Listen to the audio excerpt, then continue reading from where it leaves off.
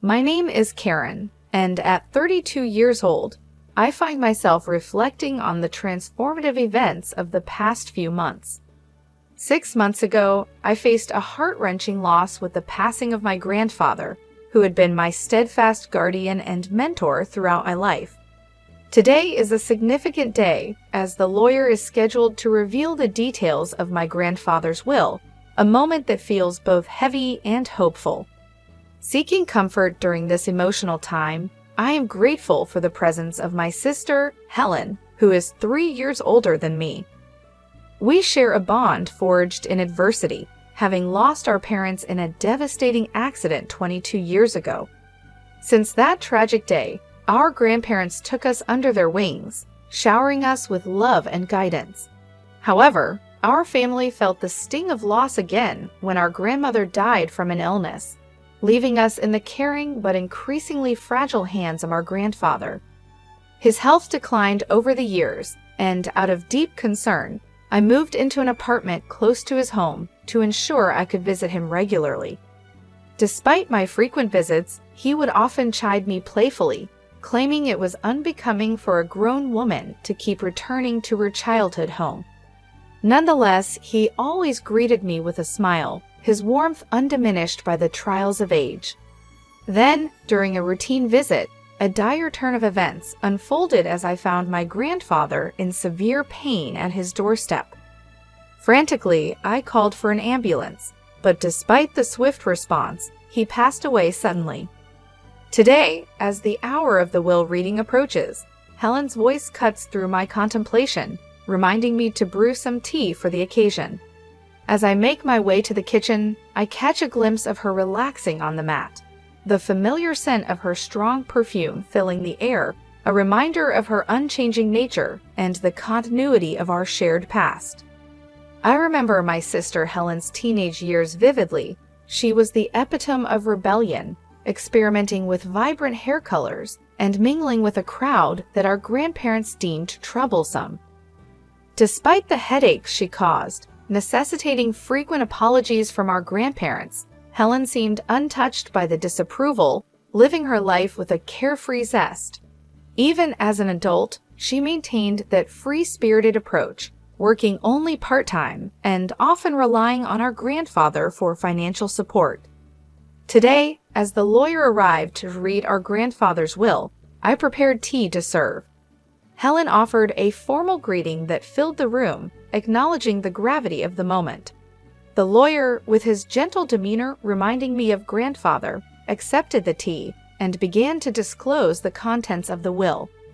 The document revealed that Helen was to inherit a staggering $30 million, while I was bequeathed our family home and the land it stood on.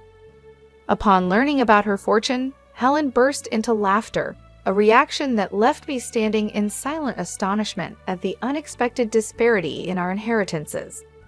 While Helen received a literal fortune in cold hard cash, I was left with what appeared to be nothing more than an ancient, rundown house. The irony of the situation wasn't lost on me, and I couldn't help but chuckle quietly at the stark contrast in our fortunes. "How fitting for someone as plain as you," Helen teased, her laughter still resonating through the room. I tried to defend the value of my inheritance by pointing out the considerable size of the land that came with the house. "It's not just the house, there's also the land," I countered. Helen snorted dismissively at my comment. The potential value of the land in such a remote, seemingly forgotten place clearly didn't escape her, yet her preference was clear. "Ah, I would have preferred the cash," she remarked with a smirk, clearly pleased with her lot.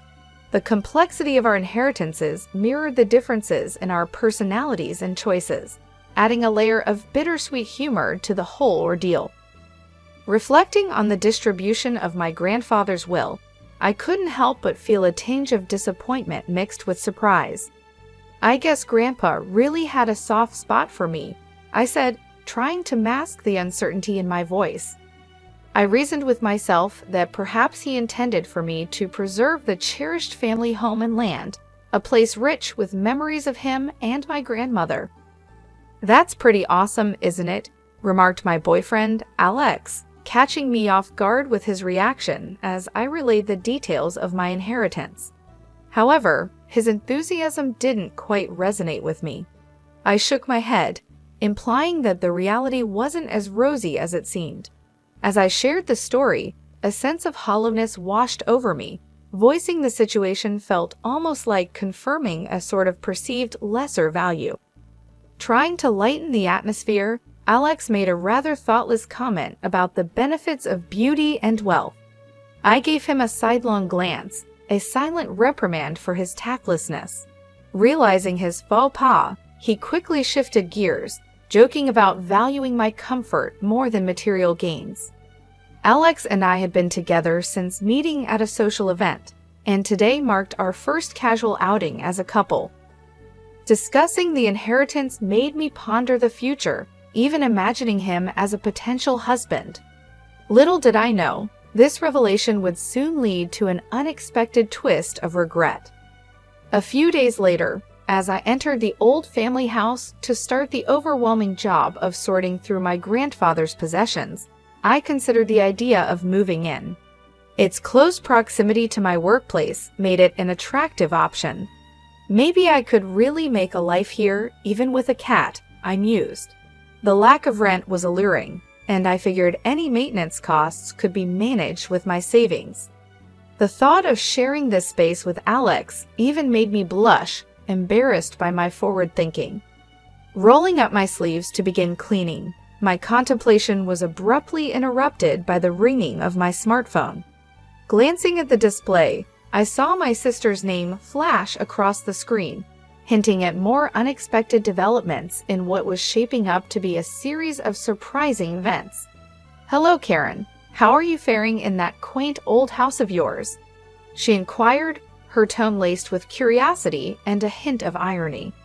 "I hoped you were finding some peace in being alone," I quipped, but it seemed my sister was indulging in a different kind of solace, one marked by rounds of drinks.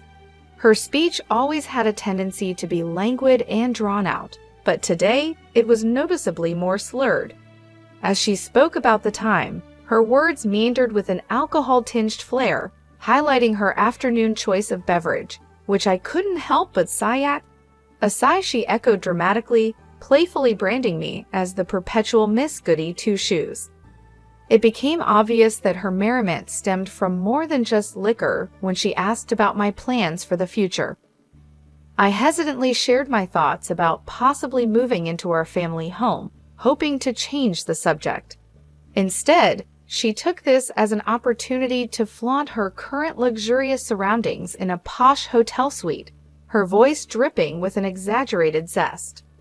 She then teasingly challenged me to guess who might be accompanying her, treating my ignorance with disdain. She provocatively suggested that my reserved attitude might compromise my relationship with someone named Alex. To my shock, Alex himself joined the conversation, leaving me reeling and filled with confusion. As Alex's familiar voice came through, a flood of troubling thoughts overwhelmed me. The sudden revelation of my sister's connection with him sketched a troubling image in my mind, one that had me feeling dizzy and unsettled. She went on to boast about capturing Alex's attention, narrating how she had learned of his workplace from me, approached him after work, and charmed him. Her words poured out boastfully, leaving me stunned and silent.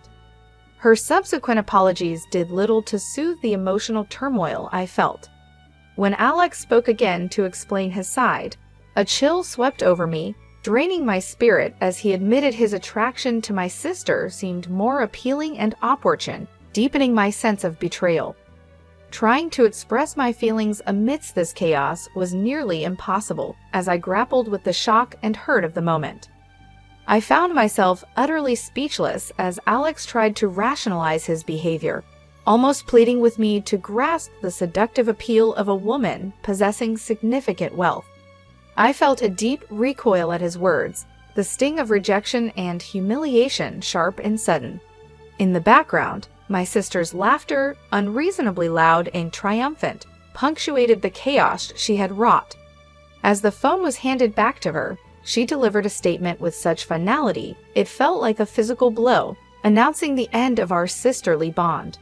Her words hung heavy in the air, the concept of sisterhood now just shattered fragments of a once treasured relationship. Over the next 6 years, solitude and heartache became my close companions. Now, as I sat with the cat peacefully dozing on my lap, the memories of that devastating phone call remained vividly etched in my mind. The room was filled with the soft hum of the cat purring in its sleep, a comforting sound on my day off. Yet there was a lingering sense of guilt about some unfinished work I had brought home. As I mulled over my to-do list, the tranquility was broken by the ring of my phone, an unfamiliar number flashing on the screen. Assuming it might be work-related, I answered without suspicion. "Hello," I greeted, only to hear a voice that was unmistakably familiar. "Karen, long time no see," said my sister, Helen, her unique speech patterns instantly recognizable despite the years. A smirk formed on my face as I acknowledged her, and as our conversation unfolded, Helen began prying into my personal life, inquiring about a new hotel near my home. I chose to keep the details to myself, deflecting her questions. The conversation took a surprising turn when Helen confessed her financial woes, revealing that she had blown through her entire inheritance in just 4 years. Even Alex, who had remained by her side, was now mired in debt. As I listened to Helen's request for a loan, my initial annoyance faded into a profound sense of detachment. I responded with calm, bringing up the consequences of her actions in the past, which prompted a flood of memories from 6 years ago, the day Alex ended our relationship. Devastated, I found comfort in an old painting I had given to my grandfather as a child. During a moment of introspection, I discovered a hidden note behind the painting, a letter addressed to me from my grandfather, written shortly before his death. In the letter, my grandfather explained the reasons behind the seemingly uneven distribution of his estate, emphasizing his deep appreciation for my constant care and presence in his final years. This revelation brought clarity to any lingering questions about favoritism and provided much-needed closure. It reassured me about my grandfather's intentions, confirming that the distribution was a testament to the enduring bonds within our family and highlighting the true significance behind his decisions. As I digested the contents of the letter, a shiver ran down my spine at the realization that I could have easily missed this crucial message. Despite the clarity it brought, I still found myself deeply hurt by Helen's cruel words from that time. Although I had a strong connection with my grandfather, a tinge of jealousy lingered as I continued to read. Helen, it seemed, was not satisfied with a simple share of the inheritance. Her greed was pervasive, extending even to her role as a granddaughter. The letter starkly illuminated her actions, how she had not only squandered her inheritance, but also manipulated situations to her benefit, including taking Alex away from me. This acknowledgement from my grandfather, though painful, was a necessary insight into the dynamics that had long influenced our family's interactions. Feeling a duty to my grandfather's intentions, I had arranged to meet with Alex to discuss the inheritance. My grandfather's will had been crafted thoughtfully, seemingly granting Helen the larger share at first glance. However, a hidden detail in his letter revealed more. The land I received was expected to grow significantly in value due to urban development nearby. As I read through the letter, my eyes widened with surprise. Grandpa had suggested I could either live on the land if I felt emotionally attached to it, or sell it for a substantial profit when its value increased. His main wish was for my happiness. When I shared this revelation with Helen, she scoffed disdainfully and dismissively called me an old hag. Despite her reaction, I decided to heed our grandfather's advice. I lived in the house for a while, and once I was married and the land's value had risen sufficiently, I sold it. When Helen later approached me for a loan, I firmly told her I wouldn't lend her any money. In her frustration, she audaciously offered to return Alex to me as a bargaining chip. That was the last straw. I unleashed years of pent-up frustration, telling Helen how much her ingratitude repulsed me. I disowned her as my sister, making it clear I was already happily married and had no desire to see Alex again. I ended the conversation, blocked her calls, and apologized to my cat for the emotional upheaval. Unwilling to let go, Helen and Alex mistakenly stormed into what they thought was still my house, causing havoc. The police were called as they destroyed several items. It was then revealed during their questioning that they had previously committed marriage fraud to extract money. Both were arrested and faced charges that could lead to prison time. This final incident underscored the toxic dynamics that had escalated over the years, affirming my decision to cut ties and move on from the destructive relationship with my sister. Having successfully proven my lack of involvement after selling the land and severing ties with Helen, my husband came to pick me up from the police station. As we navigated the bustling corridors, we saw Helen and Alex, both looking distraught and barely recognizable, being escorted to another part of the facility. A wave of melancholy washed over me, seeing how far things had deteriorated, but the warmth of my husband's presence offered a comforting contrast. As we stepped outside into the crisp air, my husband's concerned gaze met mine. "Are you okay?" he asked, his voice laden with worry. I responded with a reassuring smile and placed his hand on my belly, feeling the gentle kick of our unborn child. "I have you and our baby right here," I said, the words not just a reassurance to him, but a reminder to myself of the new priorities in my life. The ride home was quiet but filled with an unspoken understanding and comfort. We didn't need to discuss what had just transpired.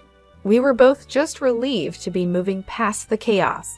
As we drove, I looked out the window, watching the scenery blur past, and reflected on the tumultuous events that had unfolded over the years. It dawned on me how life had thrown such unexpected challenges my way, and yet here I was, with a partner who stood by me and a new life blossoming inside me. The stark contrast between my current state of peace and the turmoil of the past highlighted a profound truth about the human experience. Adversity is not just about the hardships themselves, but what we choose to carry forward from them.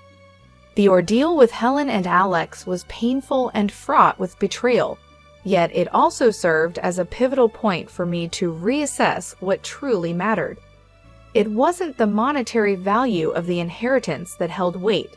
It was the lessons of love, resilience, and forgiveness that I would take away from the experience. As we arrived home, I felt a deep sense of gratitude for the stability and love that awaited me. Stepping through the door, my husband and I were greeted by the quiet comfort of our living space, a stark contrast to the stark and sterile environment of the police station. It was in this sanctuary that we would prepare for the arrival of our child, in a home filled with love and devoid of the shadows of the past.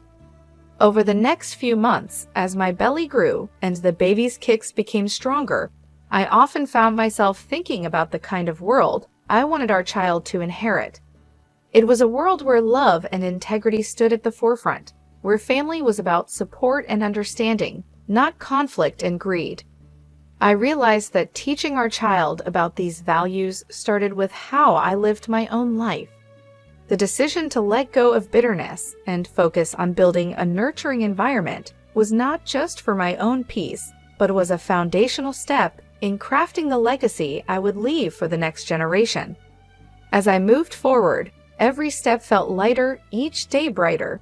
With my husband by my side in the future ahead, I looked forward to the days when we could teach our child about the true essence of wealth. It wasn't measured in dollars and property, but in the moments of laughter shared, the hugs exchanged, and the unconditional love that bound us together.